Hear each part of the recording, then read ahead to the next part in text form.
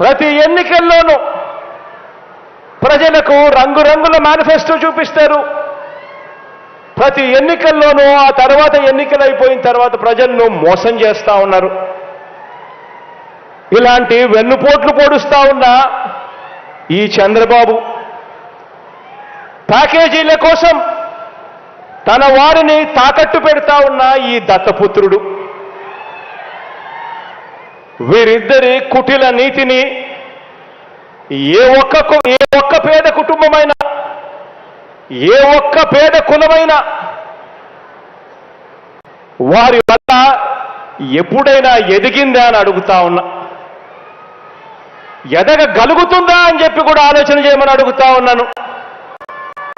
ఇటువంటి క్యారెక్టర్ లేని, విశ్వసనీయత లేని ఇలాంటి వ్యక్తుల పరిపాలనలో ఏదైనా ప్రజలకు మంచి ఎప్పుడైనా జరుగుతుందా అని అడుగుతా ఉన్నాను. ఆలోచన చేయమని అడుగుతా ఉన్నా. వీరి చరిత్ర మరికొంత వివరంగా కూడా వీరి చరిత్ర గురించి మరికొంత వివరంగా కూడా చెప్తాను. చంద్రబాబు ఈ మనిషి వయసు 75 సంవత్సరాలు. 14 సంవత్సరాలు ఈయన ముఖ్యమంత్రిగా పనిచేశాడు. 3 సార్లు ముఖ్యమంత్రి అయ్యాడు. మరి 14 సంవత్సరాలు ముఖ్యమంత్రిగా పనిచేసిన ఈ వ్యక్తి, 3 సార్లు ముఖ్యమంత్రి అయిన ఈ వ్యక్తి మరి కేవలం 4.5 సంవత్సరాలు పరిపాలన చేసిన మీ బిడ్డతో ఢీకొడుతున్నాడు. మరి మీ బిడ్డతో కేవలం 4.5 సంవత్సరాలు పరిపాలన చేసిన మీ బిడ్డతో 14 సంవత్సరాలు పరిపాలన చేశాడు ముఖ్యమంత్రిగా. 3 పర్యాయాలు ముఖ్యమంత్రి అయ్యాడు. మళ్ళా అలాంటి వాడు ఢీ కొడుతూ ఉన్నప్పుడు ఆ మనిషి నోట్లో నుంచి ఏం చెప్పాలి? ఆలోచన చేయమని అడుగుతా ఉన్నా. తాను ముఖ్యమంత్రిగా ఉన్న ఆ 14 సంవత్సరాల కాలంలో గుర్తు పెట్టుకోదగిన మంచి ఏదైనా ఎవరికైనా ఎప్పుడైనా ఈ పెద్ద మనిషి చేసి ఉంటే ఆ మంచి చేశాను కాబట్టి ప్రజలు నాకు మద్దతు తెలపాలి, ప్రజలు నాకు ఓటు వేయాలి అని చెప్పి అడగాలి. లేదా మన అమ్మఒడి, మీ బిడ్డ హయాంలో అమలవుతా ఉన్న అమ్మఒడి కంటే మెరుగైన పథకము తాను అమలు చేసి ఉంటే నా 14 సంవత్సరాల కాలంలో అమ్మఒడి కంటే కూడా మెరుగైన పథకం నేను అమలు చేశాను అని చెప్పి ఓటు అడగాలి. లేదా మన పొదుపు సంఘాల అక్క చెల్లెమ్మల కోసం మీ బిడ్డ హయాంలో అమలవుతా ఉన్న వైఎస్ఆర్ ఆసరా కంటే ఇంకా మెరుగైన స్కీమ్, ఇంకా మెరుగైన కార్యక్రమం తాను ఒకవేళ అమలు చేసి ఉంటే ఆ ఫలానది నేను అమలు చేశాను అని చెప్పి ఓటు అడగాలి. లేదా మీ బిడ్డ హయాంలో వైఎస్ఆర్ చేయూత కంటే ఇంకా మెరుగైన స్కీమ్ ఏదైనా తాను చేసి ఉంటే ఆ ఫలానిది నేను చేశాను అని చెప్పి ఓటు అడగాలి. లేదా మీ బిడ్డ హయాంలో మాదిరిగా ఏకంగా 31 లక్షల ఇంటి స్థలాలు నా అక్క చెల్లెమ్మల పేరుతో రిజిస్ట్రేషన్ చేసి ఇచ్చాం మీ బిడ్డ హయాంలో. అందులో కడతా ఉన్న ఇల్లు అక్షరాల మరో 22 లక్షల ఇల్లులు కడతా ఉన్నాం. ఇంతకన్నా ఇంకా మెరుగైన కార్యక్రమం ఆయన ముఖ్యమంత్రిగా ఉన్నప్పుడు, 14 సంవత్సరాలు ముఖ్యమంత్రిగా ఉన్నప్పుడు 3 సార్లు ముఖ్యమంత్రి అయి ఉండి కూడా తాను చేశాను, ఇంతకన్నా మెరుగైన కార్యక్రమం చేశాను అని చెప్పి ఓట్లు అడగాలి. లేదా మీ బిడ్డ హయాంలో ఇవాళ అమలవుతా ఉన్నా నేరుగా మీ బిడ్డ బటన్ నొక్కుతా ఉన్నాడు, నేరుగా 2,45,000 కోట్ల రూపాయలు నేరుగా నా అక్క చెల్లెమ్మల బ్యాంకు ఖాతాల్లోకి పోతా ఉంది. ఎక్కడ లంచాలు లేవు, ఎక్కడ వివక్ష లేదు. నేరుగా నీ బిడ్డ బటన్ నొక్కుతా ఉన్నాడు. అక్క చెల్లెమ్మల కుటుంబాల బ్యాంకు ఖాతాల్లోకి ఏకంగా 2,45,000 కోట్ల రూపాయలు పంపించాం ఈ 55 నెలల కాలంలో. ఇలా తాను కూడా 14 సంవత్సరాలు ముఖ్యమంత్రిగా ఉంటూ తాను ఎన్ని బటన్లు నొక్కానని చెప్పి, ఎంత డబ్బులు ప్రజలకు ఇచ్చానని చెప్పి ఈ బాబు ఏ గ్రామంలో అయినా రచ్చబండ దగ్గర నిలబడి తాను చెప్పగలడా అని అడుగుతా ఉన్నా. ప్రజల బ్యాంక్ స్టేట్మెంట్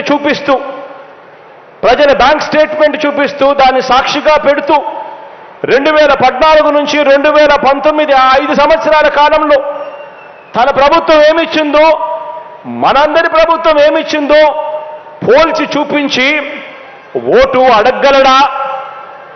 ఆలోచన చేయమని చెప్పి అడుగుతా ఉన్నా మిమ్మల్ని అందరినీ కూడా. కుప్పంలో అయినా సరే, ఏ ఇంట్లో అయినా సరే తాను వచ్చి ఛాలెంజ్ స్వీకరించి ఓటు అడగగలడా అని అడుగుతా ఉన్నా.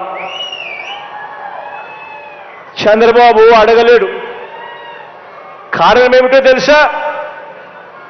ఎవరికి కూడా తాను 14 ఏళ్ళు ముఖ్యమంత్రిగా ఉండి కూడా ఎవరికి కూడా తాను మంచి చేసిన చరిత్ర లేనే లేదు కాబట్టి అడగలేడు. ఇలాంటి వ్యక్తి ఈ మధ్య ఏదో పాదయాత్ర ముగింపు సబాట, మీరందరూ కూడా వినే ఉంటారు, చూసే ఉంటారు. ఈ మధ్య ఏదో పాదయాత్ర ముగింపు సబాట, అందులో చంద్రబాబు మాట్లాడాడు. నేను ఒకటే అడుగుతా ఉన్నా, ఇదే పెద్ద మనిషి చంద్రబాబు నాయుడిని అడుగుతా ఉన్నాను, మీ అందరినీ కూడా ఆలోచన చేయమని కోరుతూ అడుగుతా ఉన్నా. కుప్పం నుంచి ఇచ్చాపురం వరకు మీ ఇష్టం, ఏ గ్రామాన్నైనా తీసుకోండి. ఆ గ్రామ సచివాలయం ఎవరు పెట్టారు అనంటే గుర్తుకొచ్చేది మీ జగన్. పౌర సేవలను ప్రజల దగ్గరికి గ్రామ స్థాయిలో శాశ్వత ఉద్యోగాలతో తీసుకువచ్చింది ఏకంగా ప్రతి గ్రామంలోనూ ఒక సచివాలయం. ఆ సచివాలయంలో 10 మంది పిల్లలు ఉద్యోగాలు చేస్తూ ఆ గ్రామంలో ఈ సచివాలయాలు, ఈ పౌర సేవలు ఎవరు తీసుకొచ్చారు అనంటే గుర్తుకొచ్చేది మీ జగన్. ఏ గ్రామమైనా తీసుకోండి, ఆ గ్రామంలో ప్రతి 50 ఇళ్లకు ఒక వాలంటీర్ వ్యవస్థ, ప్రతి 50 ఇళ్లకు 70 ఇళ్లకు ఒక వాలంటీర్ వ్యవస్థ. ఆ వాలంటీర్ వ్యవస్థతో పెన్షన్ పెంచి మరి 1వ తారీఖునే ఇంటికి వచ్చి, అది 1వ తారీఖున సెలవు దినమైనా సరే, ఆదివారమైనా సరే, ఆ 1వ తారీఖున ఇంటికి వచ్చి చిక్కటి చిరునవ్వుతో గుడ్ మార్నింగ్ చెబుతూ పెన్షన్ చేతిలో పెడతా ఉన్నది. ఆ పెట్టేది ఎవరు అనంటే గుర్తుకొచ్చేది మీ జగన్. రైతన్నను చేయి పట్టుకుని నడిపిస్తూ గ్రామంలో రైతు భరోసా కేంద్రం తీసుకువచ్చింది ఎవరు అనంటే గుర్తుకు వచ్చేది మీ జగన్. 1 రూపాయి కూడా లంచాలు లేకుండా, ఎక్కడా కూడా వివక్ష లేకుండా నేరుగా బటన్ నొక్కి ఇంటింటికి నా అక్క చెల్లెమ్మల కుటుంబాల ఆ పేదల ఖాతాల్లోకి డబ్బులు పంపింది ఎవరు అనంటే గుర్తుకొచ్చేది మీ జగన్. గ్రామాలలో వెళ్ళినప్పుడు ప్రివెంటివ్ కేర్లో ఎప్పుడు పడని అడుగులు కనిపిస్తాయి. గ్రామాలకు వెళ్ళినప్పుడు ప్రివెంటివ్ కేర్లో విప్లవాత్మక మార్పు తెలుస్తూ మన గ్రామ స్థాయిలోనే, మన గ్రామంలోనే విలేజ్ క్లినిక్ పెట్టింది ఎవరు అనంటే ఆ విలేజ్ క్లినిక్ చూసినప్పుడు గుర్తుకొచ్చేది మీ జగన్. గ్రామాన మహిళా పోలీసులు, ప్రతి అక్కచెల్లెమ్మ సెల్ ఫోన్లో దిశ యాప్, ఇవి ఏవి చూసినా కూడా గుర్తుకొచ్చేది మీ జగన్. ఆరోగ్య సురక్ష ద్వారా, ఆరోగ్య ఆసరా ద్వారా ఇంటింటా ప్రతి ఒక్కరికి కూడా ఆరోగ్యాన్ని పట్టించుకున్న వ్యక్తి ఎవరు అనంటే గుర్తుకొచ్చేది మీ జగన్.